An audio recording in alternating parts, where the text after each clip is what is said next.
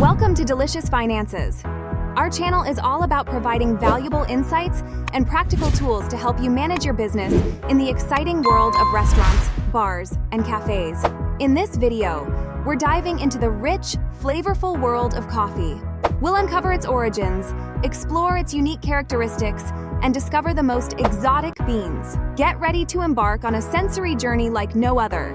So grab your coffee maker, sit back, and join me as we dive deep into the aromas and flavors of this magical drink. Let's get started!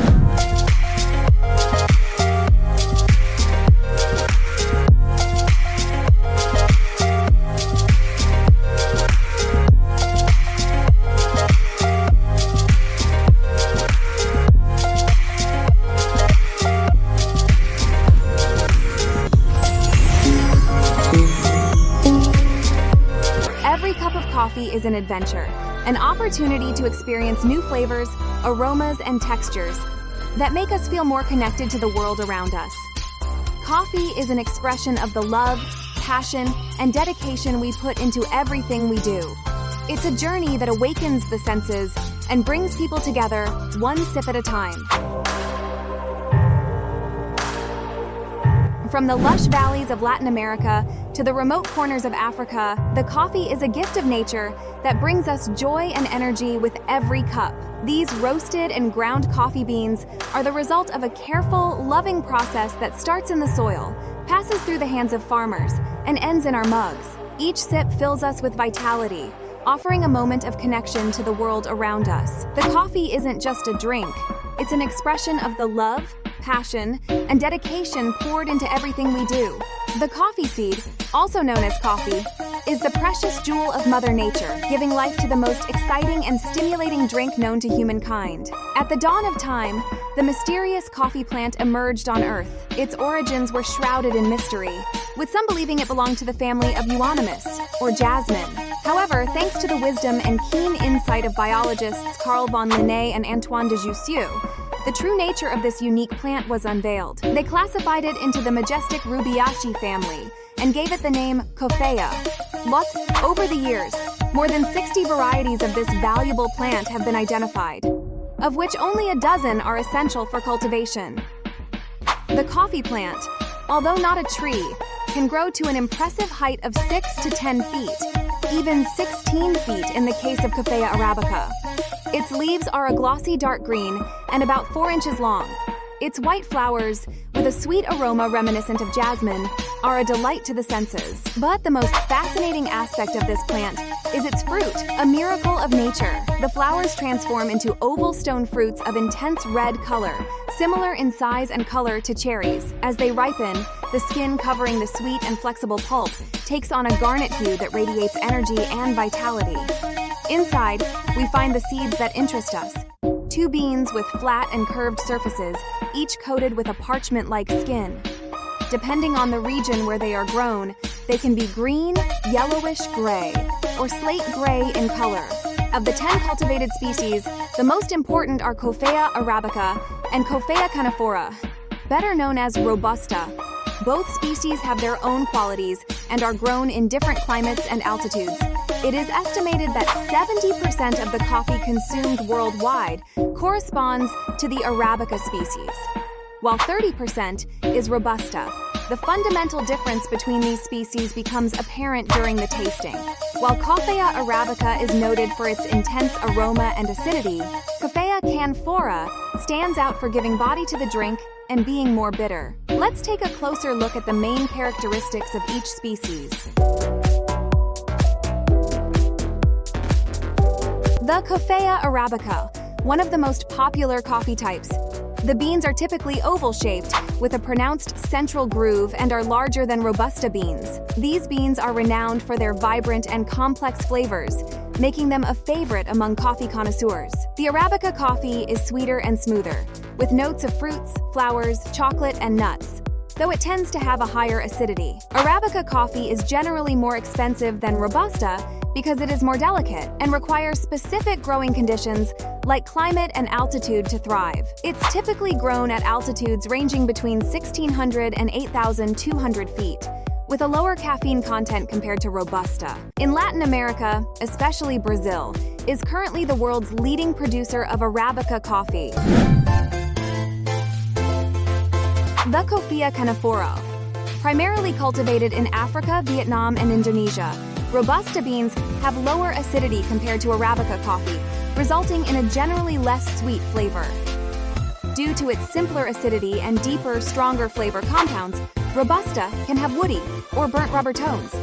It is a popular choice for espressos because of its intense flavor and the thick layer of crema it produces. The Robusta beans are grown at altitudes below 1,000 meters and mature faster than Arabica, which requires several years to reach full growth. Additionally, Robusta trees have a higher yield per tree and are less susceptible to pests and climatic conditions, which largely explains why they are generally more affordable than Arabica coffee. Another factor to note is that Robusta beans contain more caffeine than Arabica. In terms of appearance, Robusta beans are generally smaller and rounder than Arabica beans. They also tend to be paler in color, and the central groove is less pronounced. The structure of the coffee fruit is composed of various parts, each playing a significant role in the growth and development of the plant, as well as in the production of the coffee bean that we know and consume. Here's a breakdown of each part. Seed or cotyledon is the central component of the coffee bean.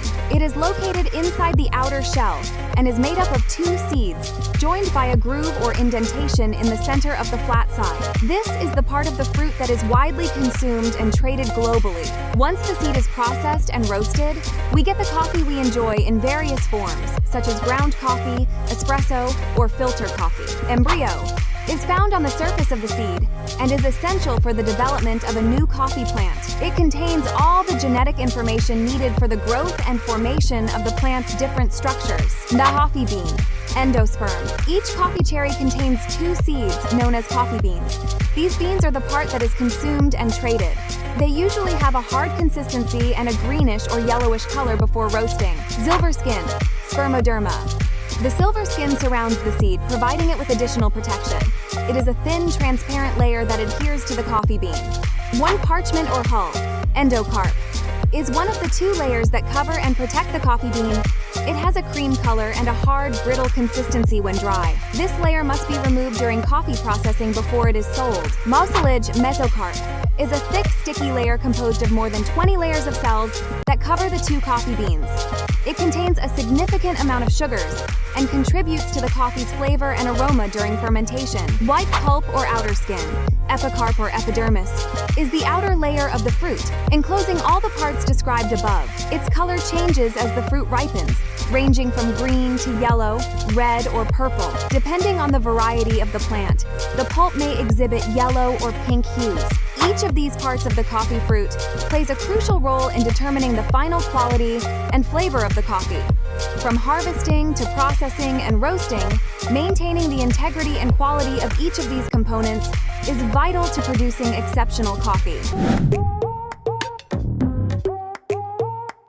Coffee thrives in temperate zones, with alternating wet and dry climates, and average temperatures ranging between 64 and 80 degrees Fahrenheit. Coffea Arabica grows well at altitudes between 2,000 and 6,500 feet, primarily in regions like Central America, Colombia, Brazil, Kenya, Ethiopia, and parts of Asia. In contrast, Coffea Canephora Robusta is cultivated at lower altitudes, up to 2,000 feet, mainly in Africa, Brazil, and Indonesia. Both species are sensitive to cold and cannot grow in areas where the average temperature is below 54 degrees Fahrenheit. When it comes to coffee marketing, there are two main types: single origin coffees and blends. Single origin coffee beans come from a specific place and are not mixed with other types of coffee. They can be sourced from a small farm or an entire region and are typically named after their place of origin and unique qualities. Most of these coffees can produce excellent beverages without the need for blending. On the other hand, blends are created by combining different types of beans to craft a unique recipe with excellent flavor, often increasing their market value and price. These blends are typically developed by roasters using various beans. Blends can also be a strategy to maintain stable selling prices, as the availability of certain types of coffee may fluctuate. A common blend involves mixing Arabica and Robusta beans, resulting in an affordable yet flavorful coffee. Thank you so much for watching. We've come to the end of this journey, and I hope you enjoyed it as much as I did creating it. If you own a coffee shop or restaurant and want to learn more about cost accounting specifically for your business, don't miss our videos, where we dive deep into the topic and provide you with practical tools. If you found this video helpful, don't forget to leave a like and subscribe, so we can keep sharing more great content with you.